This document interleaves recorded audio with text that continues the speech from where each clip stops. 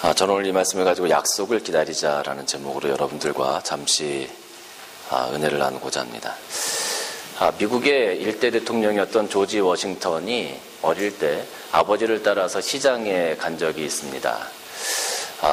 아마 그 당시에는 놀이거리가 별로 없었겠죠. 그러니까 집에만 있으면 심심하니까 아버지가 시장에 갈 때 아버지를 따라서 가고 싶었던 그런 모습, 그런 마음이 있었던 것 같습니다. 아버지를 따라서 시장에 갔는데 아버지가 이제 시장에 가서 이것저것 사고 팔고 하면서 그 아이가 있으니까 여러 가지 자꾸 걸거치지 않았겠습니까? 그러니까 이 아버지가 그 아들에게, 아들아, 여기 잠깐만 기다리고 있어. 아빠가 일 빨리 보고 너를 데리고 갈게. 네가 있으니까 아빠가 자꾸 늦어지니까 여기서 그냥 구경하고 있어 하고서 아이를 골목 모퉁이에다 세워놨습니다. 그리고 나서 이 아버지가 일을 막 보기 시작했어요. 근데 일을 다 보고 나니까 정신이 없어가지고 아이를 거기 내려놨는지 깜빡한 거예요. 그래서 아버지가 그냥 집에 가버린 겁니다. 해가 뉘엿뉘엿집니다. 사람들이 하나둘 그 거리를 떠나기 시작합니다. 이 조지 워싱턴이 그 자리에 가만히 서 있었는데 지나가던 사람들이 아이가 혼자 거기 서 있거든요. 그러니까 너 왜 여기 서 있니? 물어봤어요. 그랬더니 이 아이가 아버지가 저 여기 잠깐 서 있으라고 했어요. 지금 저는 아버지를 기다리고 있는 중이에요. 그러니? 그래, 나 착하구나. 지나갔습니다. 그런데 시간이 점점 지나가면서 해가 저물었고 밤 날씨가 쌀쌀해지기 시작했어요. 그러니까 그 옆에 있던 사람이 와서 너 왜 거기 서 있니? 또 물어보니까 아버지가 여기 잠깐 저를 기다리라고 했다는 거예요. 날씨가 추우니까 잠깐 들어가서 몸 좀 녹이고 오자. 너 저녁도 안 먹었지? 가서 잠깐 들어가서 음식이라도 먹고 나오자. 그랬더니 이 아이가 아니에요. 아버지가 저보고 여기서 기다리라고 했으니까 저는 여기서 기다릴 거예요. 우리 아버지가 꼭 오실 거예요. 이렇게 아이가 그 자리에서 기다렸어요. 아버지는 아무것도 모르고 집에 열심히 돌아갔는데 집에 가서 보니까 목 하나 빠졌습니다. 아이가 빠진 거예요.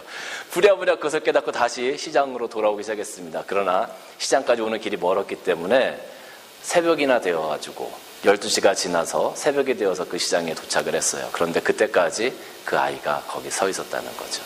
그래서 아버지가 그 아이를 만나서 아버지와 함께 다시 집에 돌아갔다는 그런 일화가 있습니다. 조지 워싱턴 조지 워싱턴이 어릴 때 이 아이는 아버지의 약속, 아버지가 한 말, 그것을 꼭 아버지가 지키실 거라는 믿음을 가지고 그 자리에 서 있었습니다. 만약에 그 아이가 거기서 서 있지 않고 다른 곳으로 움직이고 다른 사람들의 말을 쫓아서 갔다면 아마 어쩌면 아버지를 만나지 못했을 수도 있을 것 같아요. 아니, 어쩌면 그 아이가 다른 사람의 손을 이끌려서 그 자리를 떠서 가버렸다면 아버지, 어머니를 다시는 만나지 못하는 그런 고아의 삶을 살아갈 수밖에 없었을지도 모르겠습니다. 그런데 그 아이는 아버지의 약속을 굳건히 믿었습니다. 아버지가 반드시 돌아오실 거라고 믿었습니다. 그리고 그 자리를 지켰습니다. 그때 결국 그 아버지가 그 아이를 찾아왔고 그 아이는 자기의 아버지를 다시 만날 수가 있었던 것이죠. 오늘날은 약속이라는 것, 현대를 살아가는 많은 사람들이 약속이라는 것을 너무 가볍게 여기고 언제든지 내가 취소할 수 있는 것으로 생각하고 이 약속에 대해서 너무 경히 여기는 우리 현대인들의 삶을 한번 되짚어 볼 때 우리 현대인들에게 조금은 경각심을 일깨워주는 그런 일화가 아닌가 하는 생각이 듭니다. 오늘 여기 성경 말씀을 봐도 성경에도 많은 약속들이 나옵니다. 하나님께서 우리들에게 주신 약속들이 굉장히 많은데 성경에 나오는 약속은 두 가지로 우리가 구분할 수가 있습니다. 하나는 신데케라는 약속입니다. 헬라어 원어를 보면 신데케라는 말이 나와요. 이 신데케라는 약속은 어떤 이야기냐 하면 쌍방간의 약속입니다. 쌍방간의 약속. 다시 말해서 우리가 어떤 계약을 할 때 내가 A를 하면 당신은 B를 해주십시오. 이런 약속. 조금 더 우리가 쉽게 얘기하자면 이 신데케라는 약속은 우리가 예를 들어 차를 사러 갑니다. 차를 사러 가서 사인을 하죠. 그 사인을 하고 우리가 차를 받는데 차를 받기 전에 우리가 계약금도 내고 돈을 내겠다는 약속을 합니다. 그리고 그 차를 받아오죠. 이것은 쌍방간의 약속입니다. 내가 돈을 줄 테니 당신은 나에게 차를 주십시오. 이런 약속인 것이죠.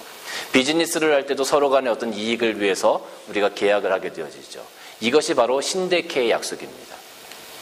성경에는 또 하나의 약속의 단어가 나오는데 그것이 뭐냐면 디아데케라는 말이 나옵니다. 디아데케.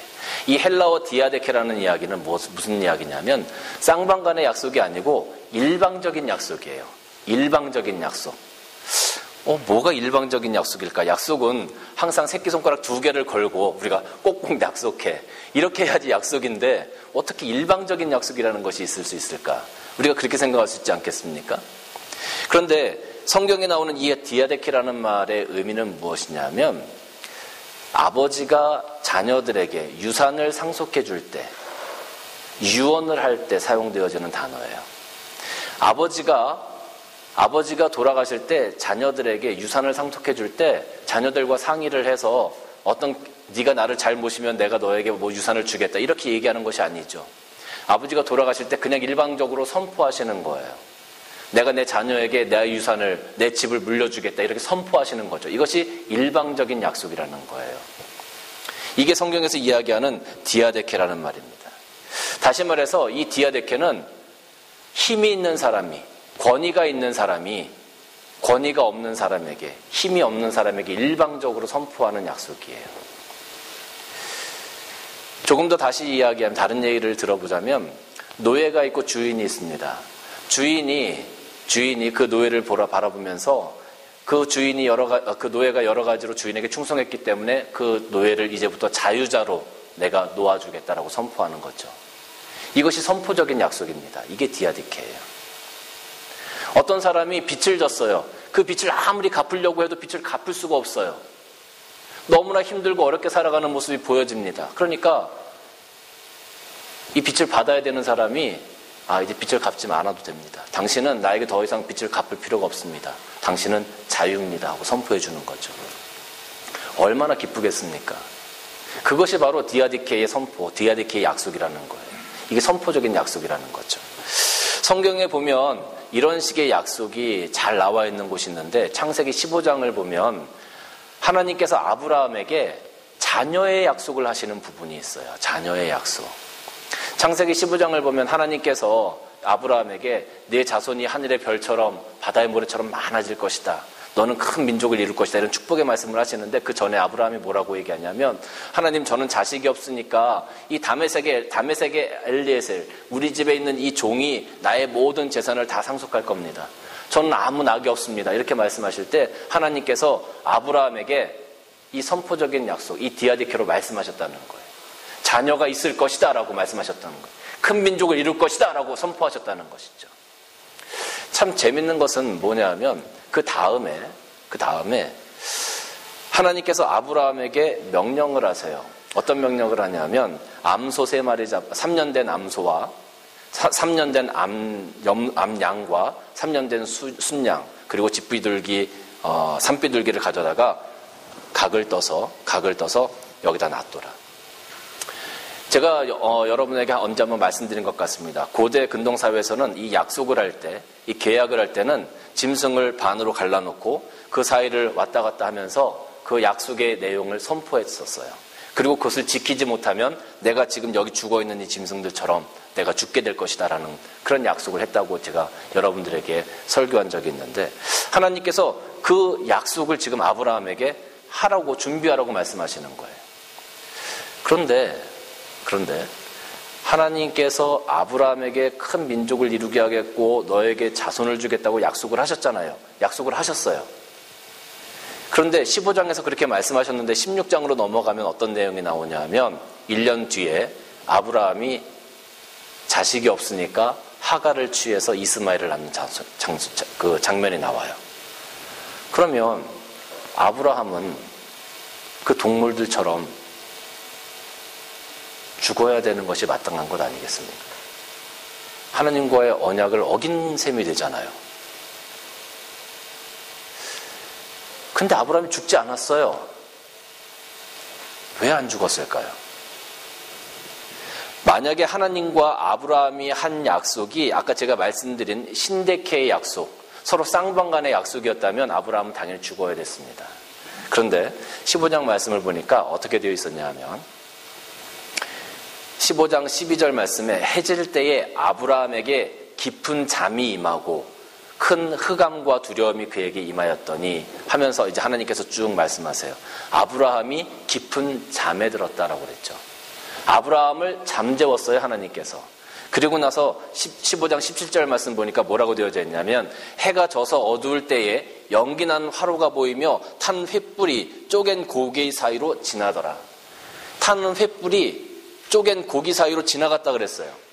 이게 아브라함이 지나간 겁니까? 하나님이 지나가신 겁니까? 하나님이 지나가신 거예요.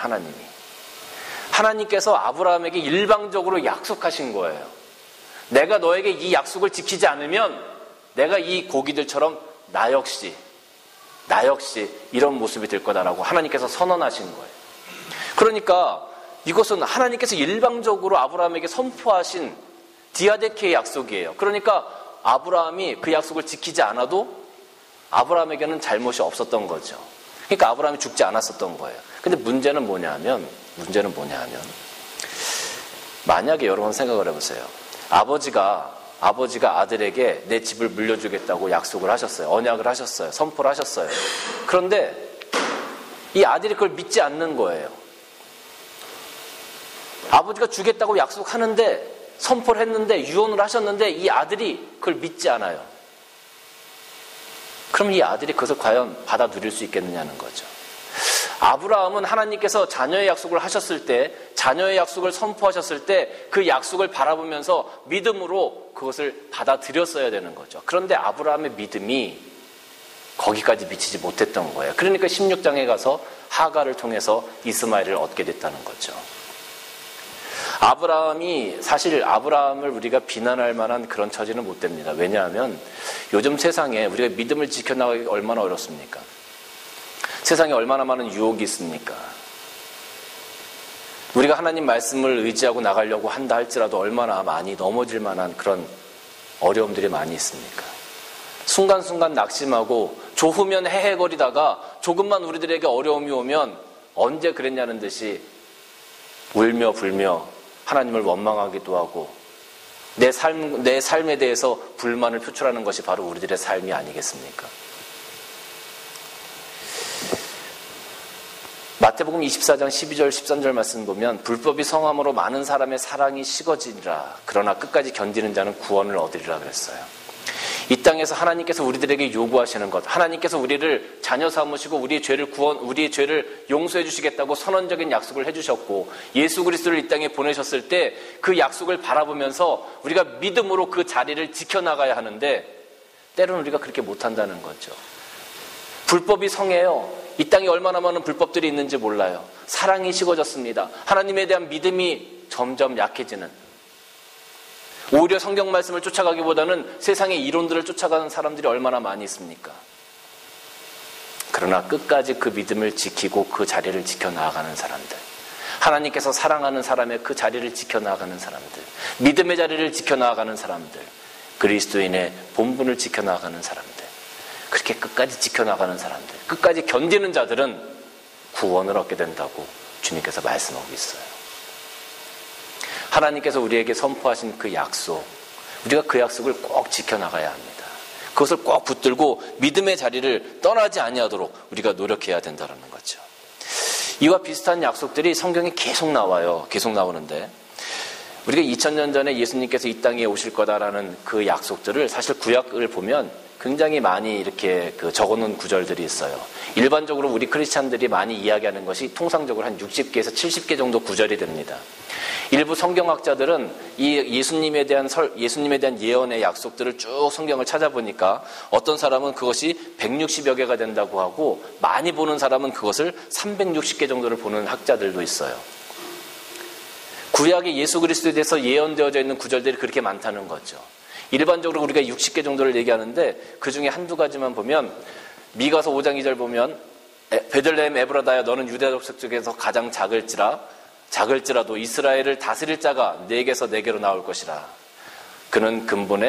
그의 근본은 상고의 태초이니라. 베들레헴 에브라다. 이게 베들레헴에서 예수님께서 태어나실 것을 얘기하고 있고요. 이사야서 7장 14절 말씀 보면 주께서 친히 징조로 너에게 주실 것이라. 보라 처녀가 잉태하여 아들을 낳을 것이라. 그 이름을 임마누엘이라. 성령으로 잉태되어서 동정녀에게 나실 것을 이렇게 예언하고 계시는 부분이죠. 예수님께서 이 땅에 오실 것을 성경 곳곳에서 이렇게 예언하고 있다는 거예요. 우리에게 약속을 해주고 있다는 거예요.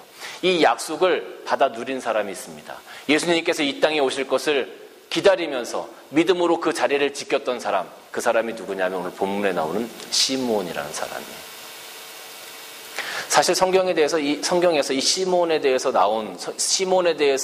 이렇게 그 지원하는 구절들을 또 더 이상 찾아보기는 굉장히 어렵습니다. 이 시므온이 어떤 사람인지 정확하게 나오질 않아요. 그런데 성경에 나와 있는 기록을 보면 시므온에게 성령께서 임하셔서 그리스도의 탄생을 내가 보게 될 거다. 그리스도를 내가 죽기 전에 만나게 될 거다라는 그런 선언이 있었다는 거예요. 그리고 시므온은 그것을 기다렸습니다. 믿음으로 기다렸습니다.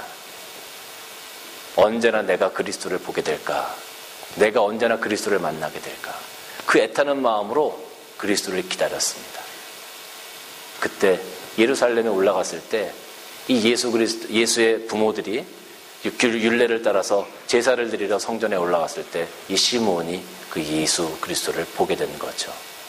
그래서 찬양한 겁니다. 그 자리를 지켰을 때 그는 그 누구도 누릴 수 없는 예수 그리스도를 만나는 그 아기 예수를 보게 되어지는 그 큰 축복을 누릴 수가 있게 되었다라는 겁니다. 하나님의 약속을 믿음으로 바라보는 자들은요, 하나님께서 주시는 특별한 은혜를 누리게 됩니다. 사랑하는 성도 여러분, 우리가 매년마다 성탄절을 맞이하게 되어져요. 그럼 매년마다 성탄절을 맞이하는데 그냥 1년에 한 번 오는 그 성탄절로 여러분 보내지 마시고 그 성탄절 가운데, 이 성탄 가운데 나에게 찾아오신 그 아기 예수님의 그 은혜를 우리가 바라보면서 믿음으로 그것을 기다리면서 하루하루를 보내면서 12월 25일을 맞이한다면 아마 우리들에게 특별한 은혜가 있는 그런 날이 되지 않겠나 싶은 생각이 듭니다. 제가 성탄절이 될 때마다 참 이렇게 드는 뭐라 그럴까, 안 좋은 마음이 있어요. 그게 뭐냐면 저희가 어릴 때는요, 성탄절이 되면 마음이 굉장히 많이 설렜어요. 성탄이 오면 이 마음이 설레져서 어떡해, 이 성탄이 매일 기다려지고 이 성탄절만 되면 너무 기쁘고, 물론 뭐 선물도 있고 그래서 그런 부분도 있지만 이 성탄의 기쁨이 굉장히 컸었다는 거죠. 그런데 언제부턴가 이 성탄의 기쁨이 마음 가운데서 점점 사라지기 시작했습니다. 설렘도 없어지고요, 즐거움도 없어졌어요. 올해도 성탄절이 다가오는데 제가 이 성탄절을 바라보면서 예전과 같은 그런 설렘과 기쁨과 즐거움, 이런 것들이 제 마음속에 찾아보기 힘든 것을 또 발견하게 됐어요. 왜 그럴까? 예수 그리스도의 그 탄생에 대한 그 부분에 대한 기대, 그것이 정말 우리들에게 주는 큰 은혜에 대한 그런 설렘, 이런 것들이 좀 있었으면 좋겠는데 그런 것들이 마음과 점점 사라지게 된다는 거죠. 우리가 어른이 되어가면서 너무나 바쁜 삶에 치이면서 성탄을 지켜나갈 만한 그런 어떤 삶의 여유가 없어서 그럴 수도 있겠다라는 생각이 들어요. 가만히 생각해보면 제가 교육전도사 시절부터 시작하면서 성탄이 되면 너무 힘이 드는 거예요. 성탄이 정말 기뻐야 되는데 성탄이 너무 힘이 드는 거예요. 교육전도사부터 시작해가지고 성탄 연말이 되면 얼마나 바쁜지 몰라요. 성탄 예배 해야죠. 크리스마스 때 2부 준비해야죠. 애들 다 모아가지고 준비시키려면 또 안 나온다고 애들이 얼마나 말을 안 듣는지 몰라요. 그럼 쫓아가가지고 설득해야죠. 한 놈 잡아오면 한 놈 도망가죠. 그런 아이들을 모아가지고 어떻게 쓰든지 뭔가 이렇게 성탄절 이브날 뭔가 그 프로그램을 해야 되니까 그런 부분들을 나가는 것들. 또 그것만 합니까? 보통 교육전사들이 파트를 2개 정도 맡거든요. 그러면 한 파트를 그렇게 끝내놓으면 다른 파트 또 해야죠. 청년들 맡고 있으면 또 청년들 크리스마스 이브 한다고 모이면 또 거기 쫓아다녀야죠. 몸이 12개라도 감당할 수 없는 시간이 성탄절에 바쁜 시간이었던 것 같아요. 그러면서 성탄의 기쁨보다는 힘들다, 지친다, 이런 생각들이 더 많이 저에게 다가왔었던 것 같아요. 그러다 보니까 언제부턴가 성탄의 기쁨보다는 성탄절 그러면 하는 이런 한숨이 먼저 나오게 되어지는 그런 부분들이 저에게 생겼던 것 같아요. 근데 저는 정말 요즘에 간절히 바라는 것이 있는데 그것이 뭐냐 하면 그 성탄의 설렘을 다시 한번 회복하고 싶어요. 정말로 그 성탄의 그 기쁨을 다시 한번 이렇게 막 맛보고 싶은 그런 갈급함이 제 마음 가운데 있습니다. 이 땅에 예수님께서 오시는 그날, 그 기쁨을 정말로 내 마음 가운데 기대하면서 그 약속을 바라보면서 믿음 가운데 그것을 바라보면서 하나님께서 어떤 은혜를 나에게 주실까, 그것들을 좀 기대하는 그런 믿음으로 그것들을 바라볼 수 있는 그런 마음이, 그런 회복이 사실 저에게 좀 있었으면 좋겠다 싶어요. 아마 이것은 저만의 고민이 아닐 겁니다. 여기 앉아 계신 모든 분들의 공통된 고민일 거예요. 우리가 그런 설렘을, 그런 기쁨을 지금 가질 수 없다면 여러분, 우리 다 같이 올해는 회복되어지는 그런 성탄이 되어지시기를 주님의 이름으로 간절히 축원합니다. 예수님께서 이 땅에 오셔서 우리들에게 또 한 가지 약속을 주셨죠. 예수님께서 이 땅에 오셔서 우리에게 주신 로마서 10장 9절에서 10절 말씀 보면, 만일 내가 내 입으로 예수를 주로 시인하며 또 하나님께서 그를 죽은 자 가운데 살리신 것을 내 마음에 믿으면 구원을 받으리라. 사람이 마음으로 믿어 의에 이르고 입으로 시인하여 구원에 이르느니라 그랬어요. 예수님께서 이 땅에 탄생하셔서 우리에게 기쁜 은혜를 주셨는데 그것으로 끝난 것이 아니라 또 하나의 약속을 우리에게 선포하셨어요. 그것이 바로 믿는 자에게 주시는 구원이라는 거예요. 여러분, 우리가 하나님께서 선포하신 이 언약을 가만히 생각해 보면, 어떻게 보면은요, 지금 이 순간까지는 이제 우리가 다 경험했던 순간들이에요. 그렇죠? 성탄도 우리가 사실 경험했었고 2000년 전에 이미 우리에게 오셨고, 믿음으로 우리가 구원받게 되어진 것도 우리가 이미 삶 가운데, 영 가운데 경험했던 그런 부분들이라고 할 수 있어요. 오늘 설교 말씀을 보면 약속을 기다리자 그랬는데, 그럼 무슨 약속을 또 기다려야 될까? 한 가지가 더 남았습니다. 한 가지가. 주님께서 이 땅에 오셔서 주님의 사역을 이루시고 주님께서 하늘로 올라가시면서 우리에게 주신 한 가지 약속이 또 남았어요. 그것이 뭐예요? 다시 오신다는 거예요. 다시 오신다는 것.